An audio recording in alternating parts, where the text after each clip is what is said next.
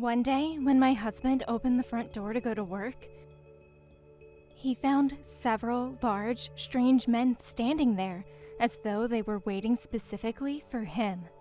They showed him their police identification badges.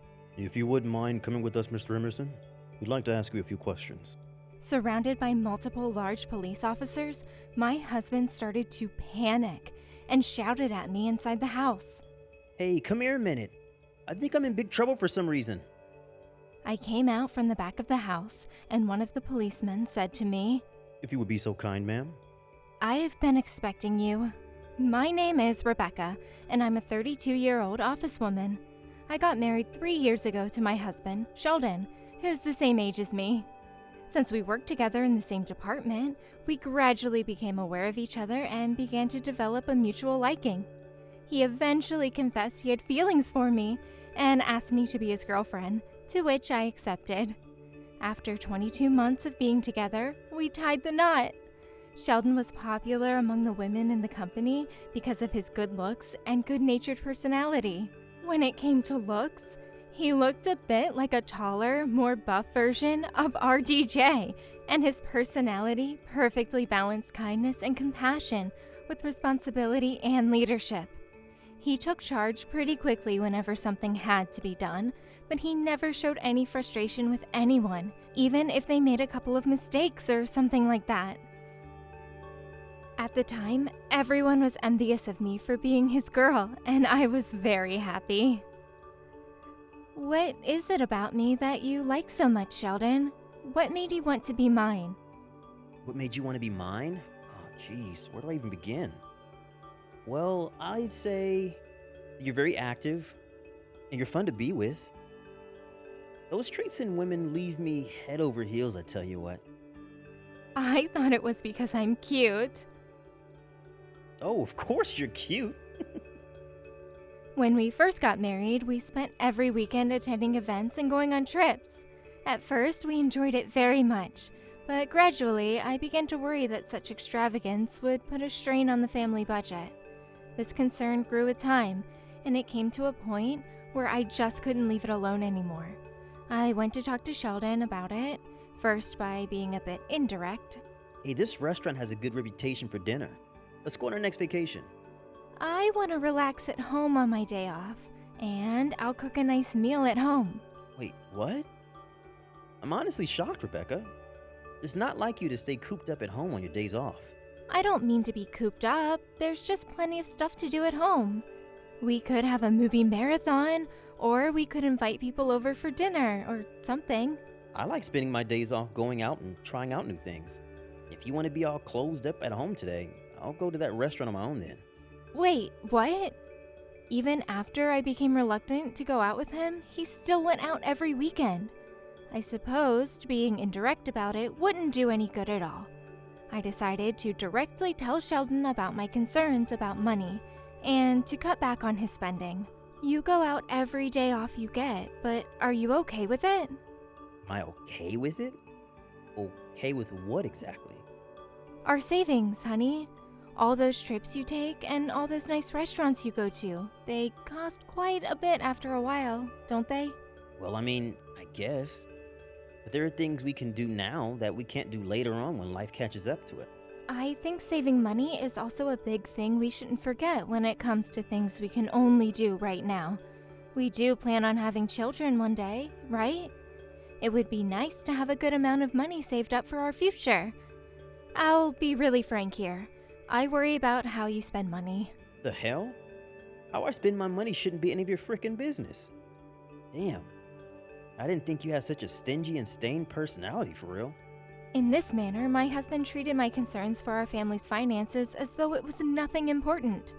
I began to be troubled by the difference in financial sense between me and my husband, and our affection as a couple rapidly cooled down.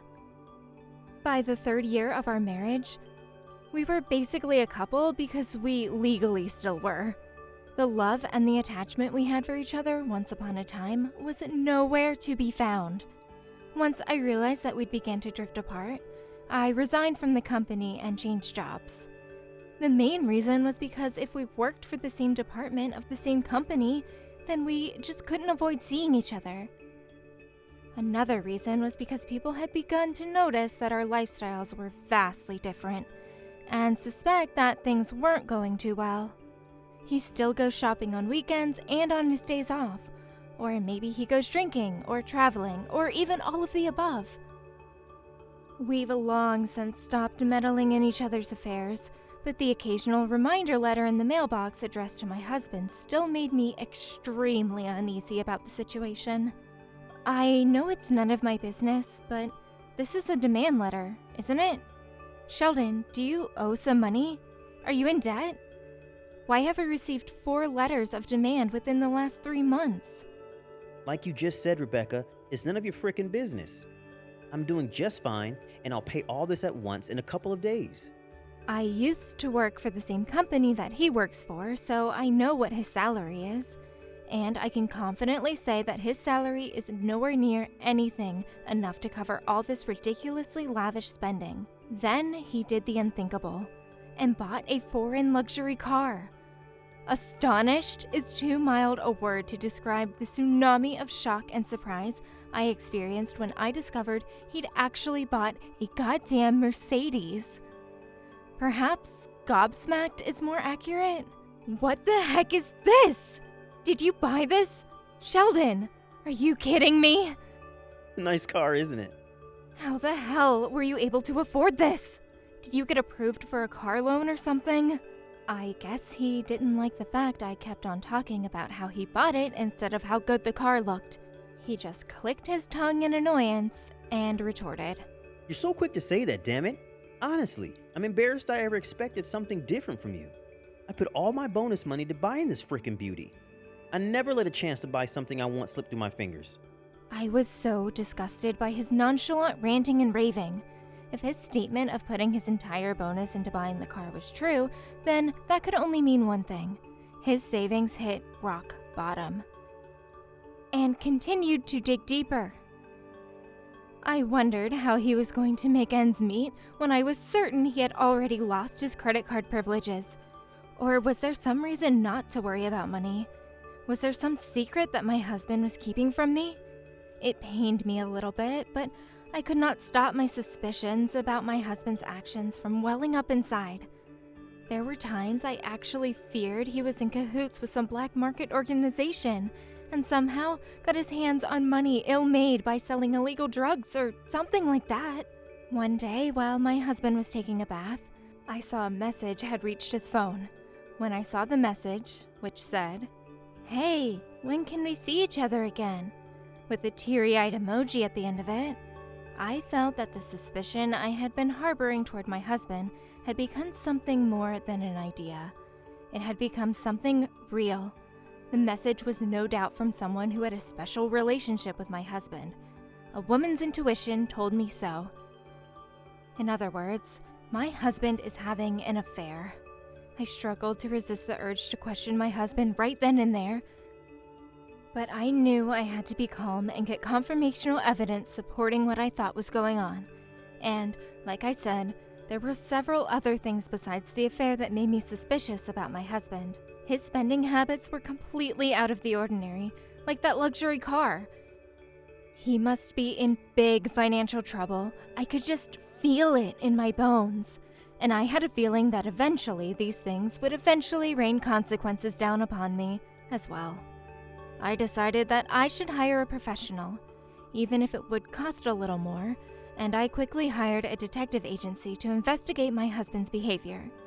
But while waiting for the results of the detective's investigation, the hunch that something was going to happen to me was justified, because I became involved in a very spooky incident a couple of days after I filled the request to the agency.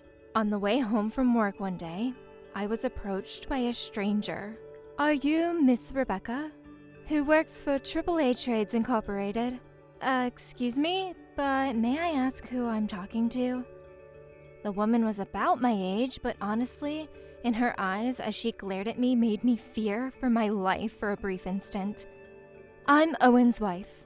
That should be enough to help you know who you're talking to." "Owen? I'm terribly sorry, ma'am, but you must be mistaking me for someone else. I don't know anyone named Owen, and I don't recognize you either. I'm sorry, and good day to you. I had no idea who she was or who this Owen was, so I proceeded to walk quickly, as though I was running away. As I scampered away, I sneaked a glance behind me and found the woman staring at me.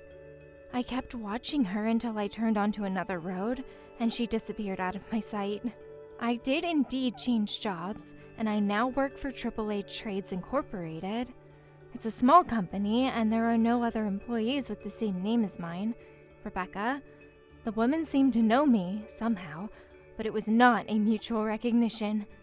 I didn't know who she was, nor did I know who this husband of hers was. I don't even know why she addressed herself as Owen's wife, when she could have stated her name and make things easier. That was a really creepy experience, needless to say, and I was so shook by that encounter I couldn't sleep well that night. A few days later, the detective agency contacted me, saying they came back with some interesting findings. I made an appointment for the evening, and a kind, smoky gentleman went on to explain a lot of things. Lieutenant Pierce handed me a few photographs of my husband walking downtown with a young woman in fancy clothes, with his arm around her shoulders. There was also a close-up photograph of the woman, and my answer to his question of whether or not I recognized her was that I didn't. There were also pictures of them going in and out of a hotel. Lieutenant Pierce explained, "There is no doubt that your husband is having an affair with this woman, whose identity is yet to be confirmed, Mrs. Emerson." I hung my head. After a few moments of silence, he continued, "This woman has been having relations with several men, all of whom are married, and it seems that after a certain period of time, she takes money from them." She takes money from them? However do you mean? "She's making a living through trickery and deceit, it would seem, Mrs. Emerson. I'm afraid your husband's gotten entwined with a woman whose nature appears to be in the gray, if not in the black." My husband's a spendthrift as well? Do you think there's a connection between his ridiculous spending habits and this woman that appears to siphon money from her lovers? "You've only hired us to launch an investigation against the possibility of your husband having an affair, Mrs. Emerson. We can only go so far, and to launch another investigation into the nature of who this woman is may not be what you're looking for here." Lieutenant Pierce was right. I had only hired his agency to confirm or disprove the idea that Sheldon was indeed cheating on me, and they did a fantastic job. I also had a very bad feeling about this woman. The fact that Lieutenant Pierce had discovered she had multiple sexual partners from which she pretty much stole money was something I could not disregard, considering it probably affected me directly through my husband. Two things were clear in my mind. Sheldon was indeed having an affair, and this young woman, whom he was having it with, was making money in some shady way, with my husband's spending related to it. I knew my husband was doing something wrong, besides cheating on his wife. And now came the hard part that I was always scared to ask myself. How should I confront my husband with the results of this investigation? Now that I had the evidence to confirm Sheldon's affair, I couldn't run away from that question any longer, and I spent days worrying about how to confront the situation and get out of it safe and sound.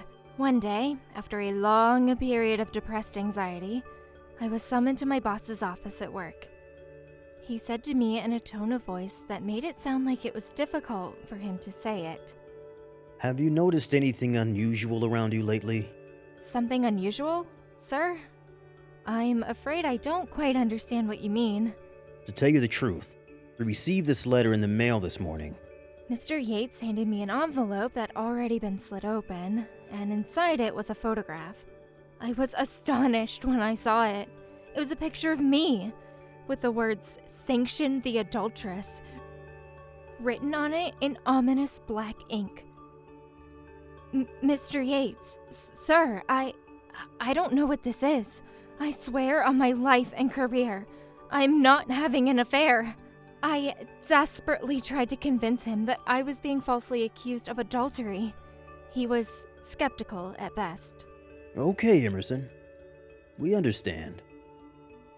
Just promise me you won't act in a way to potentially incur someone's grudge, alright? He let me off the hook and sent me back to my desk. But I knew he didn't entirely believe me. If I had to quit this company, where I had just gotten a new job, because of something like this, I had no idea what would happen to me in the future. Would I be able to get another job? Would this incident go on my resume, and thus every application would be rejected? Would I be homeless and penniless by the time it was around this time next year? These worrying questions tormented me for the rest of the day. But then I suddenly remembered the woman I met on the way home from work a few days prior. What was it she said? She was someone's wife? Oh, yes! She said she was Owen's wife! It was as if she thought I was a close, intimate acquaintance of her husband's. Then something clicked in my mind. The photograph that Mr. Yates had shown me, the one with the ominous message on the back of it, showing me wearing the same clothes I was wearing the day I met this woman. In other words, she was the one that had taken it, which meant that she was the one who sent the letter to my office. But why? I don't know her husband, let alone have an affair with him. Walking home from work that evening, thinking about all of this and what it could mean to me in my future, when I saw her again. This time she was with a man. Perhaps he was that husband of hers. Needless to say, I didn't recognize him. I immediately ran up to her. "What the hell were you doing, woman? Sending those bullshit letters to my office? Who do you think you are?" I interrogated her, but then the woman yelled back at me. "We all know what kinds of bullshit you've been up to, bitch. Give back the money out of which you swindled Owen." Then the man called Owen opened his mouth and pointed at me. "What the frick? The hell do you mean this isn't her? What the hell's going on?" We decided to go into a nearby coffee shop to calm down and discuss the confusion. What the woman told me was astonishing. This woman, whose husband was named Owen, was named Flavia. Flavia explained that Owen was having an affair with a woman who claimed to be named Rebecca, and this Rebecca worked for AAA Trades Incorporated. Of course, this is all my husband's fault for being with another woman in the first place. But one day she suddenly blackmailed him into giving her money, if he didn't want anyone to know about the affair. Evidently, this stupid bastard didn't want me to find out, so he did as he was told and paid several dozen $1,000s. As soon as I heard that, I had an idea. Yes, indeed. Perhaps this was the woman with whom Sheldon was having his affair with, the one the detective discovered when he investigated my husband. Look, isn't this the woman whom your husband was having an affair with? I showed them the 2 photographs I had gotten from Lieutenant Pierce. Owen's eyes opened wide. Flavia got angry at this and suddenly slapped him on the cheek as hard as she could. I gave her the basic information about this fake Rebecca that the detective had checked out. She said that she would go to the police and file a victim report against the woman and sue her for abuse. And she promised to explain the situation to my office, admit that she was mistaken, and that it was all a big misunderstanding, and apologize for the envelope she'd sent. Flavia then left the coffee shop, dragging her useless husband, who was insisting that the bitch was his Rebecca. All in all, it was a very productive evening. After we parted ways, I started thinking about the woman's decision to go to the police. I came to the conclusion that it was also time for me to stop worrying about everything and take matters into my own hands. It was time to decide what to do with myself. From what I've just heard from Flavia, combined with what the Lieutenant Pierce was hinting at, this woman who impersonated me was threatening the man whom she's having an affair with by posing as a married couple. And the impersonation was pretty thorough. As well, she'd taken my name and the place where I'd worked. I was terrified that if my husband was part of this evil, I would be in big trouble if I didn't do something about it as soon as possible. This fear eventually brought me to the decision to go to the police. The next day, when my husband opened the front door to go to work, he found several large, strange men standing there, as though they were waiting specifically for him. Good morning, gentlemen. May I ask to what do I owe this visit, and more importantly, who it is I'm talking to? They showed him their police identification badges. If you wouldn't mind coming with us, Mr. Emerson, we'd like to ask you a few questions. You're the police? Did I do something wrong, officer? If I did, I have no idea what exactly it was that could have been illegal. Surrounded by multiple large police officers, my husband started to panic and shouted at me inside the house. Hey, Rebecca? Could you come out here for a minute, please? I think I'm in big trouble for some reason. I came out from the back of the house, and one of the policemen said to me, If you would be so kind, ma'am. "I've been expecting you. This is the woman in question, officer." I handed the detective's findings to the police. The police officer nodded repeatedly as he read my findings. Oh, you must be this punk kid's real wife, Miss Rebecca Emerson, who called the police? Thank you very much for your cooperation. Wait, the frick? Have a good day, and I wish you happiness with the fake Rebecca Emerson. I waved them off as they took my husband away. Then came some good news and some bad news. The good news was that my husband had nothing to do with the crimes of the woman whom he was having an affair with. She had discovered that he was spending money very poorly, and she had cleverly manipulated him into directing that money to her own personal benefit. The woman had forced him into buying a foreign luxury car. Then she asked him to transfer custody of the car to her, and in order to do that, she needed my husband's name, as well as mine, our address, and our company information. And he was stupid enough to give all that information to her without second-guessing anything. Moreover, the property of the luxury car that had been bought had been confiscated by the police because it had been originally stolen. My husband didn't know about this and spent all his bonus money on it. So he was left broke and broken in multiple ways after this whole disaster. Later, the woman whom he was having an affair with and her gang were arrested. The bad news is that my husband was only interviewed by the police before being sent on his merry way. In other words, he was just a victim in this case. And that was frustrating for me. Because considering the fact that he cheated on me, I wanted him to stay in prison for the rest of his life. I then confronted him with divorce papers. What are you doing, Rebecca? You do know I'm innocent in all of this, right? What the hell are you on about? I know you've been cheating on me with that whore, Sheldon. You call that cheating? None of this would have happened if you just given up on being so worried about money and spent more time with me. What did you expect me to do when I got lonely like that? You think that's a good excuse for your freaking betrayal? I divorced my husband and filed for alimony. He spent every penny he had on the woman whom he was cheating on me with, so he worked day and night to pay me the alimony he legally owed me, so he didn't have time to go off gallivanting and playing with women anymore. I also filed a claim against the woman he was having an affair with for alimony, in addition to damages under grounds for defamation of character. The woman who had seduced Sheldon has been doing all kinds of bad things, and she's been arrested again. She's been involved in all sorts of misdeeds, including using my full name without my permission and selling stolen cars. Story tells how I was able to make eyes with my ex-husband.